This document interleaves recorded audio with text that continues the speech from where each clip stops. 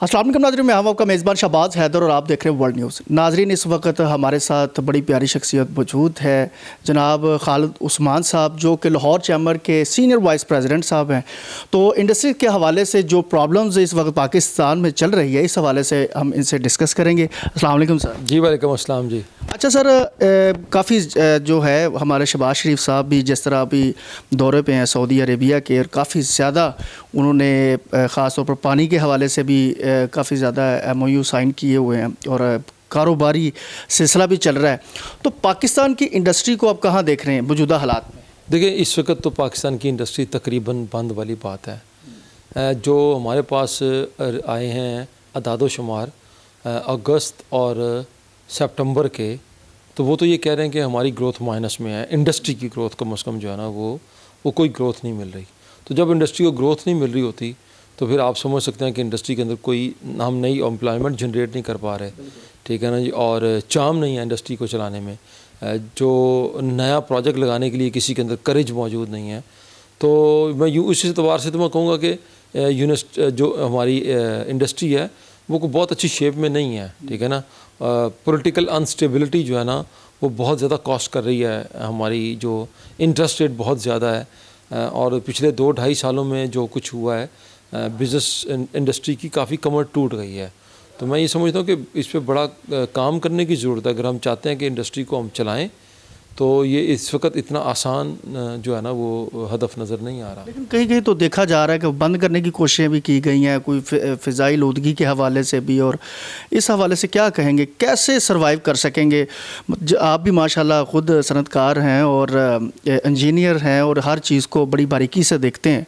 क्या समझते हैं कि इसको बेहतरी की तरफ कैसे लेके आया जा सकता है? देखिए, बेहतरी के तरफ लाने के लिए अब एक फैक्टर नहीं है, अब मल्टीपल फैक्टर्स हैं जो बेसिकली इंडस्ट्री की ग्रोथ को या उसकी जो सस्टेनेबिलिटी है उसको इफ़ेक्ट कर रहे हैं। इसमें सबसे पहला काम तो यह है कि इंडस्ट्री और जो गवर्नमेंट जो पॉलिसी साज इदारे हैं वो आपस के अंदर बैठें, ऐसी पॉलिसीज़ बनाएं, कॉन्फिडेंस के अंदर लें जो है इंडस्ट्री को।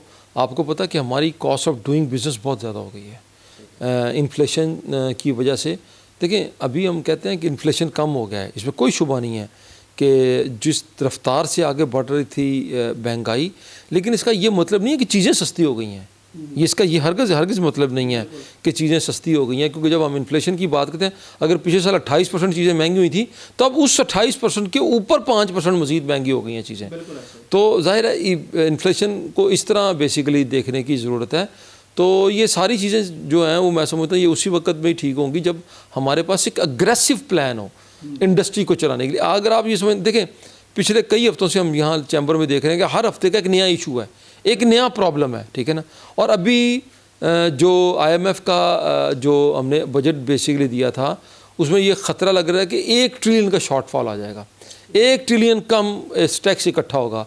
दिस मीन्स कि गवर्नमेंट इसको कंसिडर करिए कि एक मिनी बजट लेके आया जाए। तो टैक्स तो पहले ही इकट्ठा नहीं हो रहा, कमर तो हमारी पहले ही टूट गई हुई है। और जो हमारे इदारे हैं उनके पास वो तो उसी को निचोड़ रहे हैं जो उनके पास पहले से रजिस्टर्ड है। उनके पास कैपेसिटी नहीं है कि वो किसी नए बंदे के पास जाएं। अगला बजट कैसे आएगा मुझे ये समझ नहीं आ रही कि अगला बजट हम किस तरीके से देंगे। हमने 13 ट्रिलियन का टारगेट रखा हुआ था, वो इकट्ठा होता नज़र नहीं आ रहा। अगले साल हमें 13 से ज़्यादा ट्रिलियन चाहिए होंगे। बिज़नेस नीचे जाई जा रहेगा और टैक्स हम बढ़ा रहे हैं और नया टैक्स नेट में हम नहीं लेके आ रहे। तो इसलिए इकॉनमी जब तक चलेगी नहीं, मैं नहीं समझता कि टैक्स कलेक्ट होगा और ख़ुशी से लोग इसको जो है ना इसके अंदर कंट्रीब्यूट कर रहे होंगे। इसलिए ये बहुत बड़ा इस वक्त मामला है। गवर्नमेंट को इसी पॉलिटिकल इंस्टेबिलिटी बहुत ज़्यादा कॉस्ट कर रही है।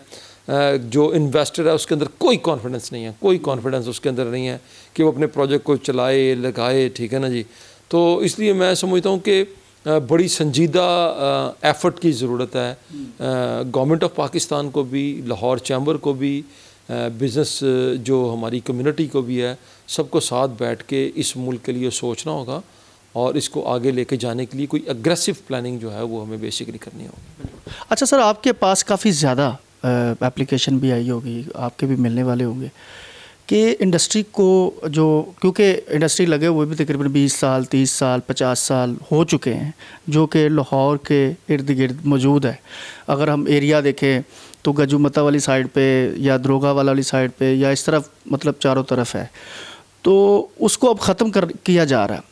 کیا پلان گورنمنٹ کو دینا چاہیے کہ جو ایک عرصے سے کسی فیکٹری کے اندر 100-200 بندہ کام کر رہا ہے، 400 بندہ، وہ بندے نہیں کام کر رہے بلکہ ان کی فیملیز ہیں، تو اگر ان کو ختم کر دیا جائے گا، کوئی پراپر جگہ نہیں دی جائے گی، اس کے لیے کیا پلان ہونا چاہیے جس میں کاروبار ڈسٹرب نہ ہو اور تاجر کمیونٹی جو ہے اور انڈسٹریلز جو ہیں وہ بھی ڈسٹرب نہ ہو، اور کاروبار کیسے بڑھایا جا سکتا ہے؟ کتنے ایریے شہر سے کتنے اپنا کلومیٹر کے بعد جو انڈسٹریز ایریا ہونا چاہیے؟ کیا خیال ہے؟ دیکھیں اس وقت تو اگر آپ سنجیدگی سے دیکھیں نا جی، ہم نے کیا کیا ہے پہلے پچھلے 20-25 سالوں میں، پہلے ہم نے کہا جی انڈسٹری شہر سے باہر لگائیں تو ہم آپ کو انسینٹیو دیں گے. لوگوں نے وہاں پر انڈسٹری لگا لی، جس میں ملتان روڈ ہے، جو آپ کا شادری والی ساری سائڈ ہے وہ ہے. اب دیکھیں اب اس کے بعد پھر ہم نے اسی انڈسٹری کے ساتھ آبادیوں کو بھی جو ہے نا وہ بڑھنے دیا، اس کو پھلنے پھولنے دیا. اب ہم کہتے ہیں انڈسٹری اٹھا کے لے جائیں. انڈسٹری کو ری لوکیٹ کرنا یہ کوئی آسان نئی انڈسٹری لگانا آسان ہوتا ہے، ٹھیک ہے، لیکن انڈسٹری کو ری لوکیٹ کرنا مشکل ہوتا ہے. لیکن اب گورنمنٹ جو ہیں وہ یہ تلوار جو ہے نا ہمارے انویسٹر، مثال کے طور پر ایک بندہ ہے جس کی انڈسٹری آبادی کے اندر آ گئی ہے، وہ اس انڈسٹری کے اندر نئی مشینری لانا چاہتا ہے، اس کو بڑھانا چاہتا ہے، تو آپ مجھے بتائیں وہ اس خوف سے بیٹھا ہوا ہے کہ پتہ نہیں کل کو یہ اٹھا دیں گے مجھے. تو جب آپ اس کو کانفیڈنس دیں گے نا، کانفیڈنس کیسے دیں گے؟ جب آپ اس کو کہیں گے کہ تم بیٹھو بھائی یہ تمہاری جگہ ہے، ٹھیک ہے نا. تو اگر آپ کہتے ہیں نہیں آپ کے پاس کوئی اور سلوشن ہے تو آئیں ہمارے پاس، آئے کہ بیٹھے اور ہمیں وہ سلوشن بتائیں کہ کون سا. لیکن دیکھیں ری لوکیشن آف انڈسٹری جو ہے نا وہ اتنی آسان چیز نہیں ہوتی کہ ہم اسے کہیں جی راتوں رات انڈسٹری ری لوکیٹ ہو جائے گی. ابھی بھی اگر آپ دیکھیں ہمارے کئی ممبرز ایسے ہیں کہ جو قائد اعظم جو ہمارا یہ جو انڈسٹریل پارک ہے اس کے اندر انڈسٹری لگانا چاہتے ہیں، انہوں نے اپلیکیشنز دی ہوئی ہیں پنجاب حکومت کو، لیکن گورنمنٹ ان کو انڈسٹری لگانے کے لیے جگہ نہیں دے رہی ہے، ٹھیک ہے نا. تو جو لگانا چاہتے ہیں اس کے لیے انڈسٹری کے لیے جگہ نہیں ہے، ٹھیک ہے نا ہمارے پاس. اور اگر ہم بہت دور لے کے جاتے ہیں جو ہے نا وہ یہاں سے، تو میں سمجھتا پھر بھی کاسٹ آف ڈوئنگ بزنس جو ہے نا وہ پھر جو ہے نا وہ اس کا ایک پرابلم کریٹ ہو جائے گا. ملٹیپل ایشوز ہیں جو ہے نا، اور یہ چونکہ اسٹیک ہولڈرز بہت زیادہ ہیں، جب تک سارے ایک جگہ نہیں بیٹھیں گے، ول آف دا گورنمنٹ نہیں ہوگی یہاں پر، اور اس وقت تک، اور کانفیڈنس جب تک آپ نہیں دیں گے انویسٹر کو، میں نہیں سمجھتا کہ جو ہے نا معاملات اور چیزیں جو ہے نا وہ آگے بڑھ سکتی ہیں. بالکل ٹھیک. اچھا بوس، جو بجلی کا سلسلہ ہے نا پاکستان میں، وہ ایک دکھ بھری داستان ہے. بزنس کے حوالے سے دیکھ لیں، گھروں کے حوالے سے دیکھ لیں، کچھ بیلنسنگ کی انہوں نے. لیکن آپ کیا سمجھتے ہیں کہ اگر انڈسٹری کو پاکستان کے اندر کامیاب کرنا ہے تو اس حوالے سے آپ کے پاس کیا سلوشن ہے؟ کیسے ہونا چاہیے جس سے انڈسٹری بہتری کی طرف جائے؟ دیکھیں ہم یہی بات کر رہے ہیں نا کہ انڈسٹری کو دیکھیں آپ بہتری کی طرف جانا، سب سے پہلے تو آپ کو مطلب آپ کو ریفارمز کرنی پڑیں گی، آپ کو انویسٹر کو تحفظ دینا پڑے گا، ٹھیک ہے نا. آپ دیکھیں کہ اس وقت پراپرٹی کا بزنس بہت بری طرح گر گیا کلچرلی، یعنی ہمارے کلچر میں آپ کو پتہ ہے پچھلے 50 سالوں میں جب کسی کے پاس 2 پیسے آتے تھے تو وہ پراپرٹی کے اندر انویسٹ کر دیتا تھا. اچھا جب وہ پراپرٹی میں انویسٹ کرتا، آج پراپرٹی زمین پہ آ گئی ہے، گر گئی ہے، تو وہ بکی نہیں رہی، اس کے اوپر ٹیکسیز آپ نے اتنے زیادہ بڑھا دیے، تو نتیجتاً کیا ہوا کہ پیسہ ہی سرکولیشن کے اندر مارکیٹ کے اندر اویلیبل نہیں ہے. تو جب پیسہ نہیں ہوگا انویسٹر کے پاس، پھر بینک جو ہیں وہ چھوٹے بزنس مین کو یا ایون انڈسٹری کو قرضہ دینے میں دلچسپی نہیں رکھتے، کیونکہ گورنمنٹ ان سے اتنا زیادہ قرضہ لے رہی ہے تو ان کو اس میں دلچسپی نہیں ہے. تو یہ تو جب پالیسی دیکھیں، انڈسٹری انسینٹیوز کے بغیر نہیں ہوتی. دنیا میں جس نے بھی انڈسٹری لگائی ہے، اگر آج چائنا کی ہم مثال دیتے ہیں، ہم کہتے ہیں یار چائنا نے انڈسٹری کی بہت زیادہ جو بومنگ ہوئی ہے پچھلے 30-40 سالوں کے اندر، تو اگر آپ جا کے چائنا میں چیک کریں کس طرح انہوں نے انڈسٹری کو انسینٹیو دیا ہے، کس طرح انہوں نے اپنے انڈسٹریلسٹ کو سہولتیں دی ہیں، اس کو ایون کہ آپ دیکھیں اب تو پوری دنیا یہ چیخ رہی ہے نا کہ چائنا نے اپنے انڈسٹری کو اربوں ڈالر R&D کے اوپر خرچ کرنے کے لیے گورنمنٹ سپانسرڈ R&D وہاں پر ہوئی ہے. تو آپ سوچیں کہ پاکستانی بزنس مین کیسے R&D کرے گا؟ اس کے پاس تو جو ہے نا وہ چلانے کے لیے، سسٹم چلانے کے لیے آپ نے یہاں پر پیسہ کمانا، دولت بنانا جو ہے نا وہ جرم بنا دیا ہے بیسیکلی، ٹھیک ہے نا.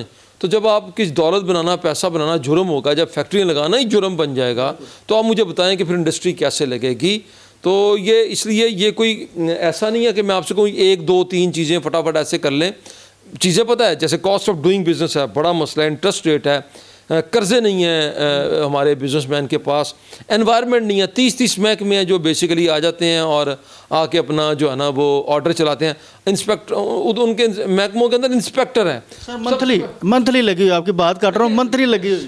دیکھیے میں تو گورنمنٹ کی ایک میٹنگ میں نے کہا یار یہ جن محکموں میں آپ کے ہے نا, جیسے یہ انوائرمنٹ کا انسپیکٹر ہے, میں نے کہا ان کے ساتھ انسپیکٹر کا نام تو ہٹائے نا, کیونکہ جو ہی ان کے ساتھ انسپیکٹر کا نام لگاتے ہیں تو وہ سمجھتے ہیں میں پتہ نہیں کیا آسمان سے اترا ہوں.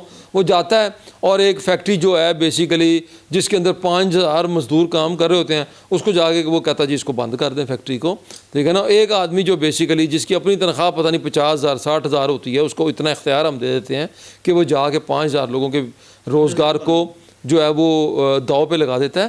سو اس لیے یہ کوئی ایک چیز یا 2 چیزیں نہیں ہیں میرے پاس جو میں آپ سے کہوں تو اس کے بعد یہ تو گورنمنٹ کو پہلے اپنی سیریسنس شو کرنی پڑے گی, ٹھیک ہے نا, کہ یس وی آر سیریس. ہم پاکستان کے اندر ایک انڈسٹریل انقلاب لے کے آنا, پھر ہم کہیں گے کہ جی ہم ایکسپورٹ کو بڑھانا چاہتے ہیں, پھر ہم ایکسپورٹ کے لوگوں کو پھر ہم پوری طرح سپورٹ جو ہے نا وہ شو کریں گے, تب جا کے میں سمجھتا ہوں کہ جو ہے نا وہ ہم اپنی انڈسٹری کھڑی کر سکتے ہیں. شرح سود کو آپ کہاں دیکھتے ہیں, اس کے بارے میں کیا؟ دیکھیں اگر گورنمنٹ یہ کہہ رہی ہے کہ جی ہم نے 4.9% انفلیشن کر دیا ہے, تو جو ہمیں سکھایا تھا گورنمنٹ نے یہ اصول کہ جی انفلیشن سے کوئی 2-1% جو ہے نا اوپر انٹرسٹ ریٹ ہوتا ہے, یہی اصول سکھایا گیا نا پچھلے 10 سالوں میں 12 سالوں میں. لیکن اگر اس حساب سے دیکھیں تو 7% آپ کا سنگل ڈیجٹ کے اندر آپ کا انٹرسٹ ریٹ ہونا چاہیے, جو کہ ابھی بھی 15% ہے, اور اس کے بعد 2-3% 4% بینک بھی جو ہے نا وہ آپ سے لیتے ہیں. تو آپ سوچیں نا 18-19% کے اوپر کون آدمی ہے جو بیسیکلی اس وقت مشین منگوانے کی ہمت کرے گا, کون اس کے اوپر ایل سی کھولے گا. تو ظاہر ہے یہ جب تک سنگل ڈیجٹ کے اندر دیکھیں, اب اس وقت کمر ٹوٹ گئی ہے بزنس مین کی. پچھلے جو 2-3 سالوں کے اندر وہ گرتے ہم اس جگہ کے اوپر آ گئے ہیں کہ اب گورنمنٹ کو ایک جیسے کووڈ کے اندر ایک پیکیج دیا تھا نا گورنمنٹ نے کہ مشکل آ گئی, تو گورنمنٹ نے کہا جی ملازمین کو آپ فارغ نہ کریں, تو ایک پیکیج آیا جس کی ایک انجیکشن ہوئی انڈسٹری کے اندر پیسوں کی. تو گورنمنٹ کو بھی یہ کرنا پڑے گا اگر ہم یہ سمجھتے ہیں کہ ہم نے اس ملک کے اندر انڈسٹریلائزیشن کرنی ہے. ادروائز کہہ دیں کہ ٹھیک ہے جی ہم نے کوئی انڈسٹری اس ملک کے اندر نہیں لگانی, لیکن اگر لگانی ہے تو اس کے علاوہ اور کوئی راستہ نہیں ہے. اچھا سر, ٹیکسز کے حوالے سے آپ کیا کہتے ہیں؟ ٹیکس ایک میجر مسئلہ ہے, اور جب ٹیکس کے اوپر ٹیکس کسی نہ کسی چیز کا, یا تو اس میں کتنے نقصانات ہیں انڈسٹری کے؟ دیکھیں اس وقت ٹیکس جو ہے نا وہ انڈسٹری کو تقریباً 60% ہے, 59 پوائنٹ سمتھنگ جو ہے نا وہ ہے. تو آپ مجھے بتائیں اگر میں 100 روپے کماؤں گا اور 60 روپے گورنمنٹ کو دے دوں گا, تو آپ مجھے بتائیں میرے اندر تو کرج ہی نہیں رہے گی, میرے اندر تو کوئی شوق ہی نہیں رہے گا کہ میں پیسے کماؤں, ٹھیک ہے نا. اور یہ آج یورپ اسی مصیبت میں پھنس گیا, لیکن اس کے باوجود وہ تو ٹیکس دیتے ہیں نا, تو اس کے بینیفٹ ہیں. آج یورپ میں انفراسٹرکچر آپ کو نظر آتا ہے, ہمارا تو کوئی انفراسٹرکچر نہیں, ہمارے پاس تو کوئی چیز نہیں. ہمیں تو کبھی سیلاب آ کے ڈس جاتے ہیں, کبھی ذرا سی ابھی لاہور میں 2 دن بارش زیادہ ہو جائے تو پتہ لگا پورا شہر بند ہو جائے گا. پھر سردیوں میں اسموک جو ہے نا وہ ہمارے لیے مصیبت بن جاتی ہے, پھر لوڈ شیڈنگ ہمارے لیے مصیبت بن جاتی ہے. تو ہمارا تو ٹیکس جو ہے نا, تو آپ اس کے بدلے میں آپ کہتے ہیں 60% آپ ٹیکس دے دیں. ہم تو امپلائیز سے بھی 38% ٹیکس جو ہے نا وہ بیسیکلی اس وقت جو ہے وہ مانگ رہے ہیں, ڈیمانڈ کر رہے ہیں. تو دیکھیں اگر آپ لوگوں سے کہیں گے جی 100 روپیہ کما کے 60 روپے گورنمنٹ کو دے دیں اور 40 روپے آپ اپنے پاس رکھیں, تو ایمانداری سے اگر کوئی بزنس کرے گا تو میں نہیں سمجھتا کہ اس کا دل کرے گا کہ میں گورنمنٹ کے لیے 60 روپے, جبکہ اس کو پتہ ہے کہ گورنمنٹ کی طرف سے اس کو کچھ بھی جو ہے نا, ایون کہ سیکیورٹی آپ کو پتہ ہی ہے کہ ہمارے ملک میں کوئی سیکیورٹی جو ہے نا, ہم نے اپنے ہی گارڈ کھڑے کیے ہوئے ہیں, بجلی کے لیے ہم نے اپنے جنریٹر کھڑے کیے ہوئے ہیں. تو اس لیے یہ ایک اوور آل انوائرمنٹ کا معاملہ ہے جس کو ٹھیک کرنے کی ضرورت ہے اور سیریسنس شو کرنے کی ضرورت ہے. کیا پیغام دیں گے خاص طور پر حکومت پاکستان سے کہ ہماری انڈسٹری کے لیے کیسے بہتری آ سکتی ہے؟ دیکھیے میرا پیغام گورنمنٹ کے لیے یہ ہوگا, دیکھیں کہ اس ملک کو اگر کوئی بچا سکتا ہے تو وہ اس ملک کا بزنس مین ہے. اس ملک کی سرحدوں پہ اس وقت کوئی خطرہ نہیں ہے, ٹھیک ہے نا, کسی قسم کا کوئی خطرہ ہماری سرحدوں کے اوپر بظاہر نہیں ہے. اچھا پھر بھی ہم کہتے ہیں کہ اس ملک کو خطرہ ہے.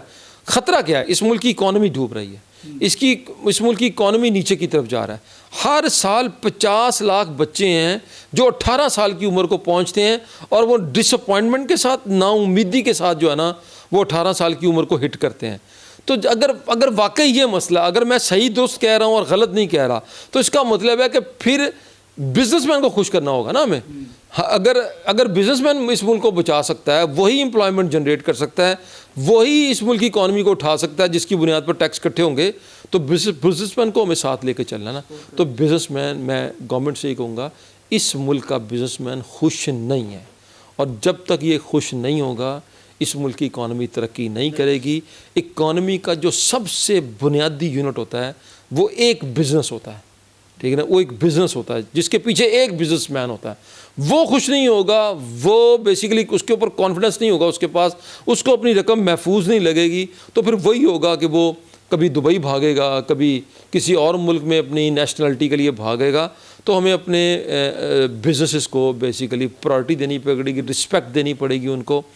تو پھر کوئی وجہ نہیں جی، ہمارے پاس لوگ بہت ٹیلنٹڈ ہیں، جو ہماری جنریشن ہے وہ بہت ٹیلنٹڈ ہے. ہمارا بزنس مین بہت پروگریسو ہے، بہت ریزیلینٹ ہے. اتنے مشکل حالات میں صرف پاکستان کا بزنس مین ہی کام کر سکتا ہے.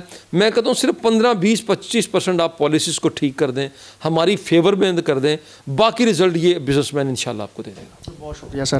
تو جی ناظرین، senior vice president chamber of Lahore کے ہمارے ساتھ موجود تھے جناب خالد عثمان صاحب، اور بڑی زبردست قسم کی انہوں نے گفتگو کی.